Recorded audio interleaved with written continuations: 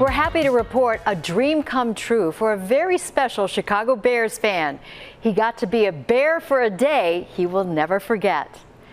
And it's a first for Lollapalooza. Meet the local Youth Symphony Orchestra taking the main stage. And Chicago chefs battling it out for charity. The challenge? Only use items found at a food pantry to create a culinary delight. Hi everyone, I'm Allison Rosati. So glad you're here. I'm happy to report the good news going on in our area and beyond. And we begin with a Lego love story that is helping kids heal. Bricks of Hope is an organization dedicated to bringing joy to hospitalized children one Lego set at a time. And they recently reached a big milestone. Here's Leanne Trotter. First delivery of the day goes to La Rabida Children's Hospital, the first of 5 stops at area hospitals today. And today, Bricks of Hope is celebrating a milestone. They're giving away the 20,000th Lego set. Hi Miracle, I'm Adam. How are you? We have a special delivery. Turns out Miracle is a huge Lego fan. So does something like this raise your spirits? Yeah. Makes you happy? Yeah, because I've been in the hospital for 7 months now. Yeah, since January. So this is a nice little treat to get. Yeah. Yeah. What do you want to say to Adam? Thank you, Adam. Adam Petraglia is executive director and founder of Bricks of Hope. He is on a mission to bring a little joy to sick children like Miracle, because on his 11th birthday, he was diagnosed with leukemia and hospitalized for 6 months. And during my stay, I played with a lot of Legos, and for me, it was a way to cope, a way to just bring joy and feelings of childhood back to my life. So he knows firsthand how much kids have to give up when they're hospitalized for extended periods of time. Since December 2021, Bricks of Hope has been donating Lego sets to area hospitals. Why do you think it's good? Because some people out here don't got toys, so yeah, you can help them out. So many may not realize that play is such an important and critical piece of the recovery phase. So Adam being here and the work that he's doing, you saw the impact on Miracle's face there. So it's just wonderful to see that. They will pass out the rest of these Lego sets here at La Rabida before heading off to the next hospital. Congratulations. What do you want to say to Adam and Bricks of Hope that gave it to you? Thank you. Reporting from Jackson Park, Leanne Trotter, NBC5 News. Legos spreading love and hope. Thanks, Leanne. As Mr. Rogers would say, look for the helpers. Hundreds of people headed to Montrose Harbor helping to raise money for the Lymphoma Foundation. Survivors and loved ones showed their support walking to fund research and programs that serve the community. We are all blessed, and we have here people in our team that have been with us throughout the journey.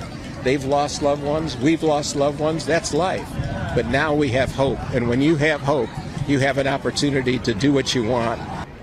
The Chicago chapter of the Lymphoma Research Foundation has raised more than $5 million, and they've been active in fighting this cancer for more than 30 years. We're happy to report some young Chicago musicians are getting ready for an experience of a lifetime. They will be performing at the biggest music festival in Chicago.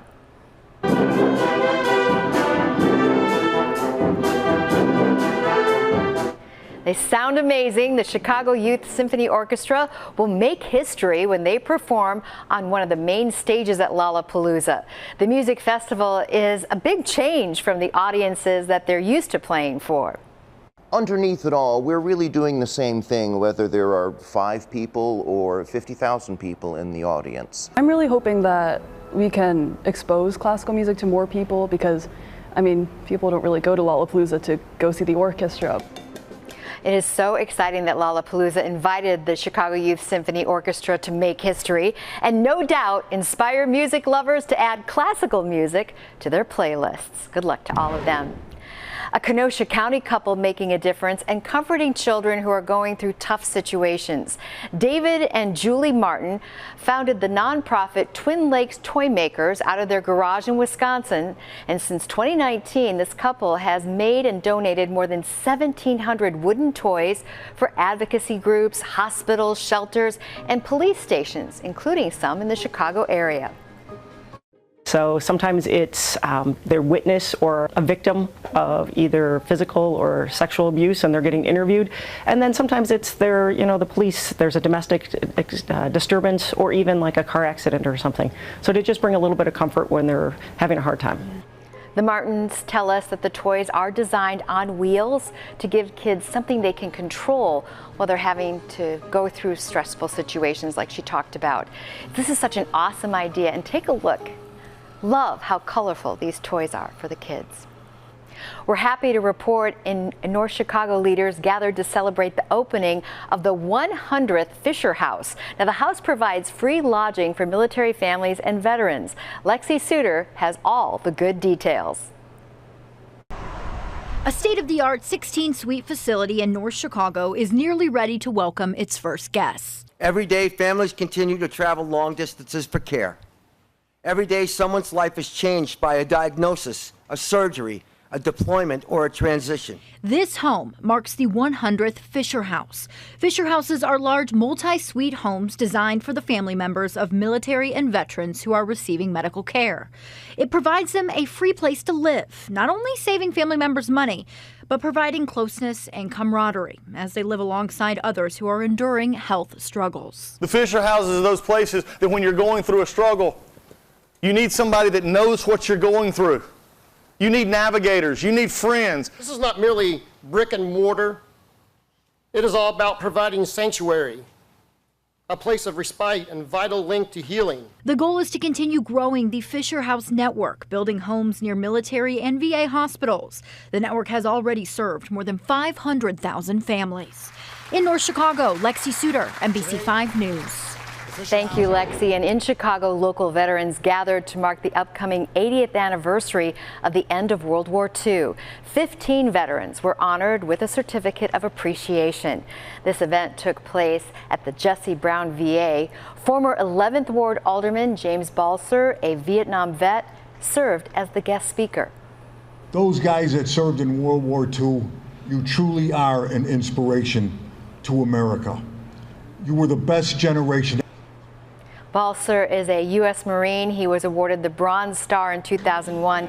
We want to take this opportunity to thank all the veterans for their bravery, service, and sacrifice. We're happy to report the movie Home Alone makes so many people happy, they keep showing up at the real house in Winnetka. So what's it like to live in one of the most famous houses in the country that means so much to so many people? Lexi Suter talked with the original homeowner.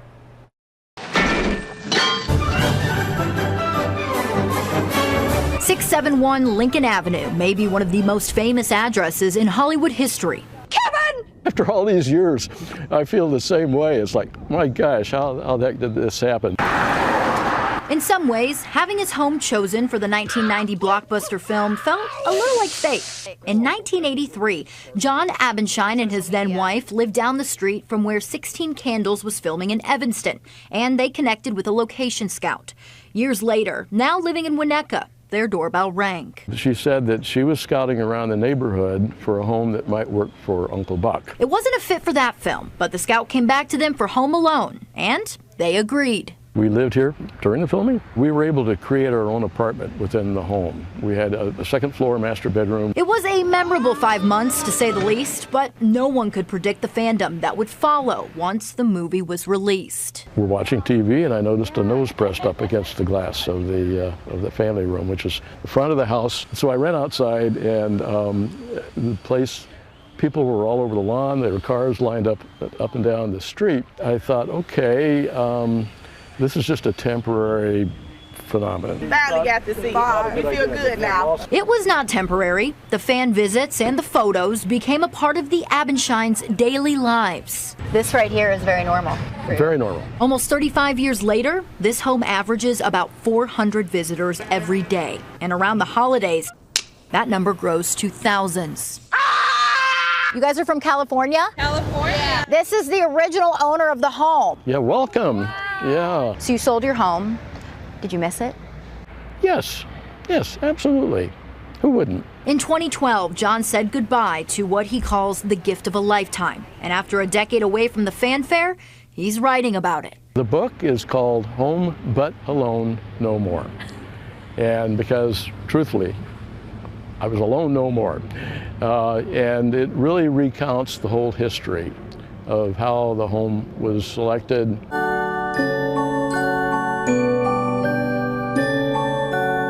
What it was like to live here and to get to know cast and crew. Heads up! Don't worry, Marv, I'll get him for you. At a personal level, they became almost like family after a point. Wow, that book could be a fun Christmas gift. Lexi also tells us in the video you probably saw how the front door and some of the windows are boarded up. Well, the new owner of that home is restoring it to be exactly as it was when John lived there and the movie was filmed in 1990. Sounds like there's going to be lots more fun to come at that address.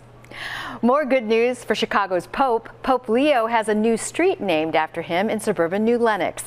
The Village dedicated a portion of 2nd Avenue as Pope Leo XIV Drive, and that's where the parish St. Jude is located. It's an Augustinian parish, one that 1 year ago, Pope Leo, who was then Cardinal Robert Prevost, spoke at for an evening of reflection. The Pope's brother, John Prevost, was at the dedication ceremony. And if you give a Pope a pizza, no, it's not a new children's book. It's actually happened in St. Peter's Square. Look at this. The Chicago-born Pope was riding in the Pope-mobile when he spotted 2 Catholic influencers from Chicago. And they were holding up a sign that read, "We have Aurelio's Pizza." The Pope's face just lit up, we're told, and he asked his guards to accept that pizza box. Aurelio's is one of the Pope's favorite pizza spots. In fact, he had been seen eating at the restaurant in Homewood last summer when he was a cardinal. So happy the Pope got a taste of home. Now to a culinary battle royale for charity. Thanks to the Andersonville Chamber of Commerce, 2 local chefs went head-to-head, challenged to use only items that can be found at local food pantries to create a delicious dish. This is the 2nd annual competition. The winning chef will cook their signature dish for Care for Friends, helping Chicagoans facing food insecurity. This is really about pulling in true professional chefs that come up with unique ideas on a daily basis and just seeing what they can come up with. Who would have thought that these ingredients can turn into that? And this is like a 5-star meal. It's really nice to be able to learn how to take those items and turn it into a quick and healthy meal. We're happy to report Chef Jackie Lord came out the big winner, avenging her loss from last year. She made a Southern-style stuffed collard green roll with toasted rice and a miso tomato apple sauce. More good news now. There are 2 exciting new additions to Brookfield Zoo Chicago. The world's rarest big cat is now a mom of 2. This is Mina, along with her 2 Amur leopard cubs. They are happy and healthy. Now, Mina has her cubs tucked away there, you can see, in a secluded den as she nurses them. No public viewing yet. Now, their arrival is giving zoo officials hope for the future. There are less than 100 Amur leopards in the wild today. So this is rare and important addition for this species. They're so cute. Finally, we're happy to report a dream come true for a 13-year-old Bears fan who has spent his life battling serious health challenges. Liam Woodward's fighting spirit landed him in a ceremonial spot on the Bears roster. Liam was born with 3 heart chambers instead of 4. He's already had multiple operations, including 3 open heart surgeries. The team recognized his grit with a 1-day contract to join them at training camp. It was just amazing and one of my best days ever. Liam says the special day made him feel proud about how hard he's fought and what he's accomplished. A bear for a day and a lifetime of memories. We're so happy for you, Liam, and no doubt you inspired your team. Go Bears! Thanks for checking out all the good things happening here and beyond. And if you want more good news, you don't have to wait. Happy to Report airs every Thursday and Friday at 9 p.m. on Roku, Apple TV, and you can watch it anytime at NBCChicago.com or on the NBC Chicago app. Thank you again for being here. We'll be back again next week. Happy to report the good news.